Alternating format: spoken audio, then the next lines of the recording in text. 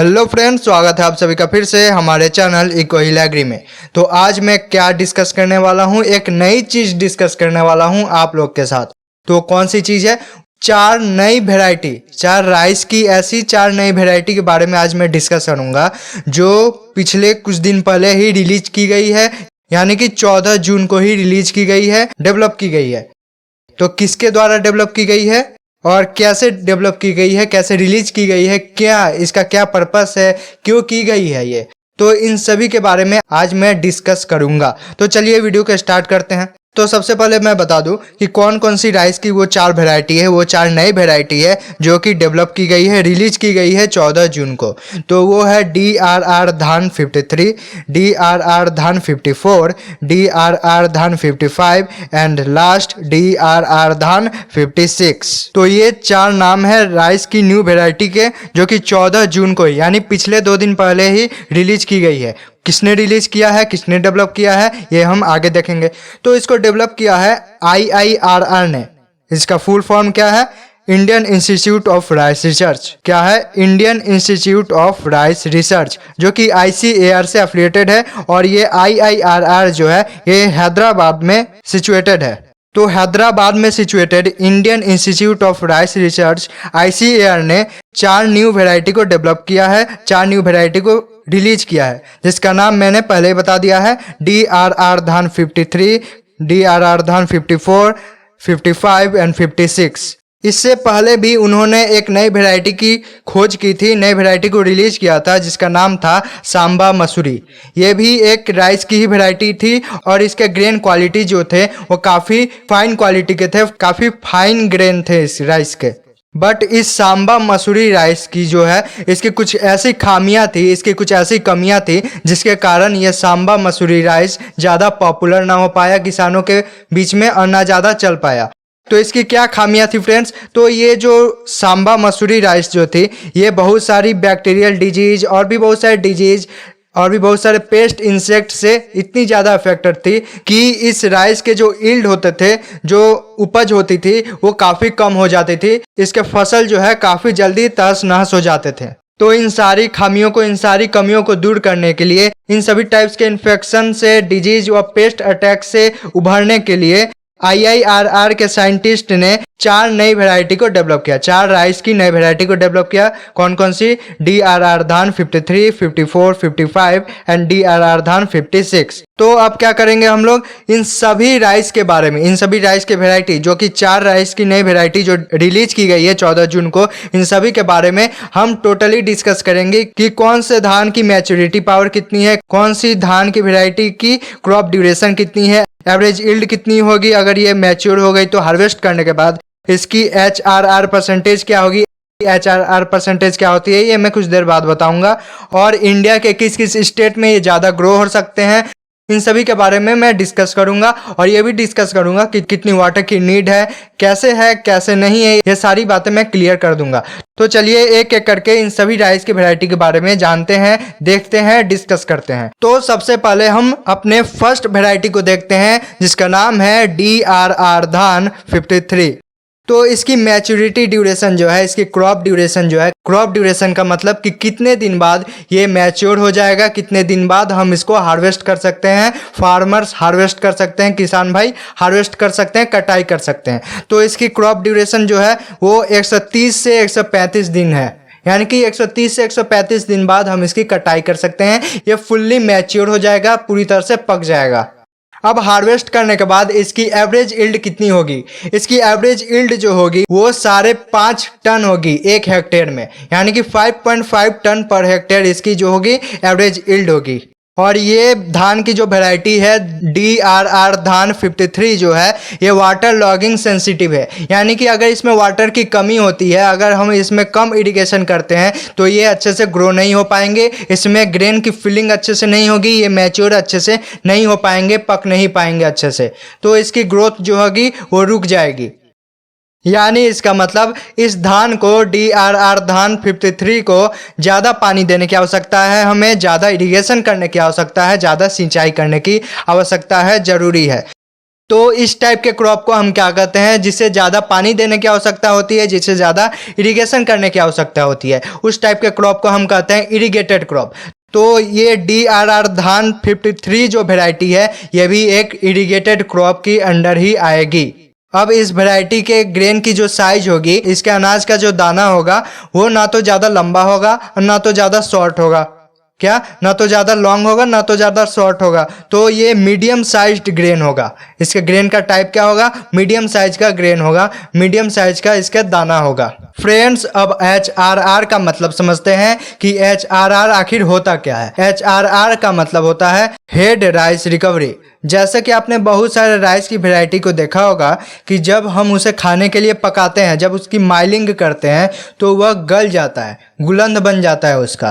तो HRR का मतलब होता है कि पकने के बाद, माइलिंग होने के बाद, आफ्टर माइलिंग राइस का कितना प्रोपोर्शन जो होता है वो 75% दाने को मेंटेन किया हुआ है।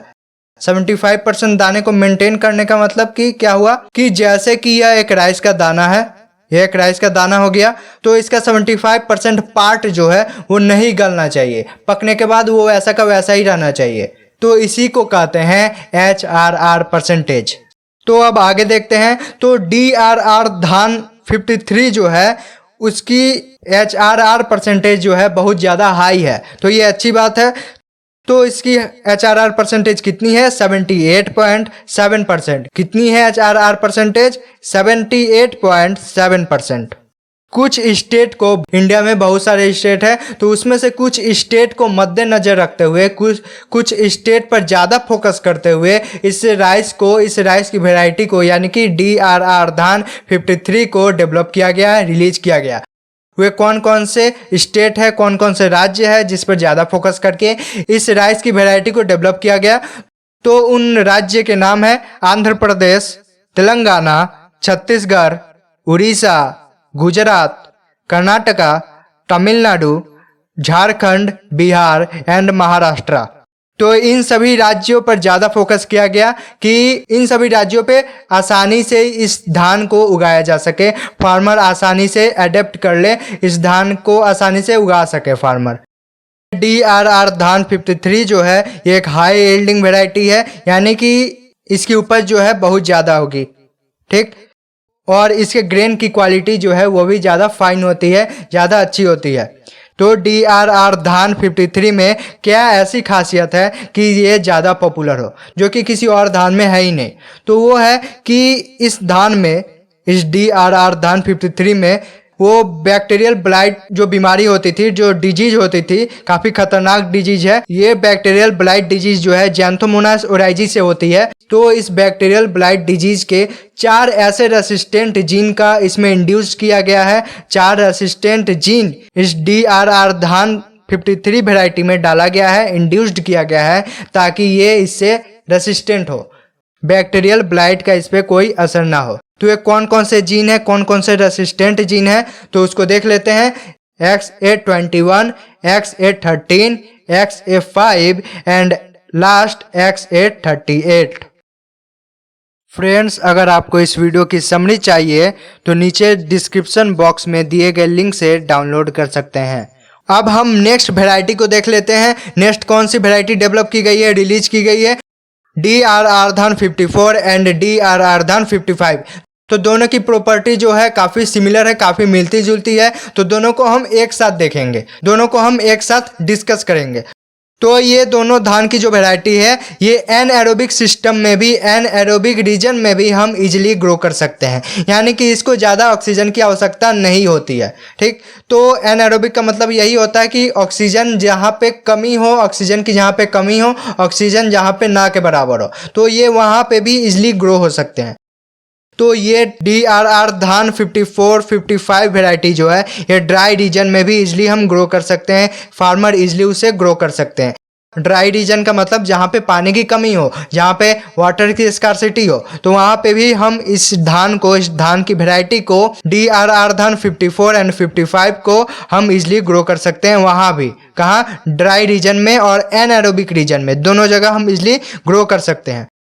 तो अब ग्रो तो कर देंगे, तो इसका एवरेज एल्ड कितना होगा, इसकी एवरेज उपज कितनी होगी? 5 to 5.5 टन पर हेक्टेयर, यानी कि 1 हेक्टेयर में 5 से लेकर 5.5 टन उपज आपकी इसमें मिल जाएगी। तो ये काफ़ी अच्छी बात है। तो ये इसकी पेनिकल जो होगी, पेनिकल यानी कि बोले तो बालियाँ, तो इसकी बालियाँ जो होगी वो काफ़ी लंबी होगी, यानी कि ये लॉन्ग पेनिकल्स वाले वैरायटी है। तो इसके क्रॉप ड्यूरेशन क्या होगी, इसके क्रॉप ड्यूरेशन कितने दिन की होगी, यानी कितने दिन बाद इसे हम हार्वेस्ट कर सकते हैं, कितने दिन बाद ये पक्का रेडी हो जाएगा हार्वेस्ट करने के लिए। तो इसकी क्रॉप की ड्यूरेशन जो है 115 यानी कि 115 से 120 दिन के बाद इसे हम इजीली हार्वेस्ट कर सकते हैं, इसकी इजीली हम कटाई कर सकते हैं। इसकी भी HRR परसेंटेज जो है काफ़ी हाई है। तो इसकी HRR परसेंटेज क्या होगी, तो इसकी HRR परसेंटेज जो है 65.3% है। अब इस वैरायटी को कुछ राज्यों पर ज़्यादा फोकस करते हुए, कुछ राज्यों के ऊपर ज़्यादा फोकस करते हुए, उस राज्य के ऊपर ज़्यादा मद्देनज़र रखते हुए इस राइस की वैरायटी को उगाया गया है, इस राइस की वैरायटी को डेवलप किया गया है। तो वे राज्य हैं हरियाणा, उड़ीसा, बिहार, झारखंड, गुजरात, तेलंगाना एंड छत्तीसगढ़। तो इन सभी राज्यों को मद्देनजर रखते हुए, इन सभी राज्यों के ऊपर ज़्यादा फोकस करते हुए कि ये जो वैरायटी है DRR धान 54 एंड 55, यहीं पर ज़्यादा इसकी उपज होगी, यहीं पर ज़्यादा ये उगाया जाए। तो इन्हीं सब स्टेट के लिए मेनली इस धान को डेवलप किया गया है, रिलीज किया गया है। तो इस धान में यानी कि DRR धान 54 एंड 55 में क्या ऐसी खासियत है कि इसे फार्मर उगाए, ये ज़्यादा पॉपुलर हो। तो इसमें डिजीज रेसिस्टेंट की एंड पेस्ट रेसिस्टेंट की खासियत है। तो इसमें बहुत सारे डिजीज जो अटैक करते हैं, इसमें अटैक करेंगे तो ये ज़्यादा इफेक्ट नहीं करेंगे। तो ज़्यादा इफेक्ट इस धान पे, इस धान की वैरायटी पे नहीं होगा। वो कौन कौन से डिजीज है, वो है लीफ ब्लास्ट, नेक ब्लास्ट, बैक्टीरियल ब्लाइट वगैरह। तो ये सारी डिजीज अगर इस पे अटैक करती है तो इस पे इफेक्ट नहीं पड़ेगा। और भी बहुत सारे पेस्ट इंसेक्ट है जो कि इस पे अटैक करेंगे तो इस पे इफेक्ट नहीं पड़ने वाला। वो कौन कौन से पेस्ट इंसेक्ट है, तो स्टेम बॉरर जो कि बहुत ज़्यादा खतरनाक है राइस के लिए, प्लांट हॉपर, राइस थ्रिप्स। तो ये सारी डिजीज पेस्ट इंसेक्ट जो है अगर DRR धान 54 एंड 55 पर अटैक करती है तो ज़्यादा इफेक्ट नहीं होने वाला, ज़्यादा इफेक्ट नहीं दिखेगा आपको। अब हम अपने लास्ट वैरायटी को देख लेते हैं, DRR धान 56। तो DRR धान 56 जो है ये राइस की एक अर्ली वैरायटी है, यानी कि ये जल्दी ही मैच्योर हो जाती है, इसका हार्वेस्ट जल्दी ही हो जाता है। अब इसकी ग्रेन की जो साइज है वो काफ़ी लंबी होती है, लॉन्ग ग्रेन साइज है इसके। और ये वैरायटी जो है काफ़ी लंबी वैरायटी होती है, ये टॉल वैरायटी है। तो इस DRR धान 56 प्लांट की जो लंबाई होगी वो कितनी होगी, वो 102 सेंटीमीटर लंबी होगी। ठीक, अब ये जब बड़ी हो जाती है तो इसकी कलर क्या होगी, तो इसकी कलर जो होगी वो डार्क ग्रीन कलर की होगी। ये राइस किस कलर की होगी, डार्क ग्रीन कलर की होगी। राइस का प्लांट जो होगा वो डार्क ग्रीन कलर का होगा। और इसका फ्लावरिंग स्टेज जो होता है वो कब से स्टार्ट हो जाता है, विद इन 89 डेज, यानी 89 डेज में ही ये स्टार्ट हो जाता है फ्लावरिंग, यानी फूल आना, पेनिकल आना वो स्टार्ट हो जाता है, इन्फ्लोरेसेंस आना वो स्टार्ट हो जाता है। तो पेनिकल की बात अगर हो ही गई है तो मैं आपको ये भी बता दूं कि इसके पेनिकल जो होते हैं वो काफ़ी लंबे होते हैं, यानी कि ये लॉन्ग पेनिकल है, सिमिलर है DRR धान 53 जैसे। अब इसका HRR परसेंटेज क्या होता है, यानी कि हेड राइस रिकवरी परसेंटेज क्या होता है। इसका हेड राइस रिकवरी परसेंटेज जो होता है वो काफ़ी हाई होता है। वो कितना होता है, 64.1%। कितना होता है, 64.1%। ये DRR धान 56 वैरायटी जो है ये रेसिस्टेंट है बहुत सारे डिजीज से, बहुत सारे पेस्ट से, बहुत सारे इंसेक्ट से। मीन्स रेसिस्टेंट का मतलब क्या होता है कि ये बहुत सारे डिजीज, बहुत सारे पेस्ट इंसेक्ट अगर इन पे अटैक करते हैं तो इस पर कुछ इफेक्ट नहीं पड़ेगा, कुछ असर नहीं होगा। तो ये कौन कौन से डिजीज, इंसेक्ट और पेस्ट रेसिस्टेंट है तो ये जान लेते हैं। तो leaf blast, false spot, bacterial leaf blight और स्टेम बॉर्डर जैसे खतरनाक बीमारियों और खतरनाक पेस्ट इंसेक्ट से ये रेसिस्टेंट है। पंजाब और हरियाणा को मेन फोकस करते हुए इस DRR धान 56 को डेवलप किया गया है, रिलीज किया गया है। तो फ्रेंड्स ये थी राइस की 4 ऐसी नई वैरायटी जो पिछले कुछ दिनों पहले डेवलप की गई है, रिलीज की गई है। किसके द्वारा, IIRR के द्वारा। अगर वीडियो पसंद आई हो तो लाइक कीजिए, इसको ज़्यादा से ज़्यादा शेयर कीजिए ताकि औरों को भी पता चल सके कि राइस की कौन कौन सी वैरायटी नई रिसेंटली में डेवलप हुई है, रिलीज की गई है, ताकि वो अपने एग्जाम में या फिर कहीं अगर कोई फार्मर कल्टीवेट करता है तो उसे पता चल सके, वो इजिली जान सके।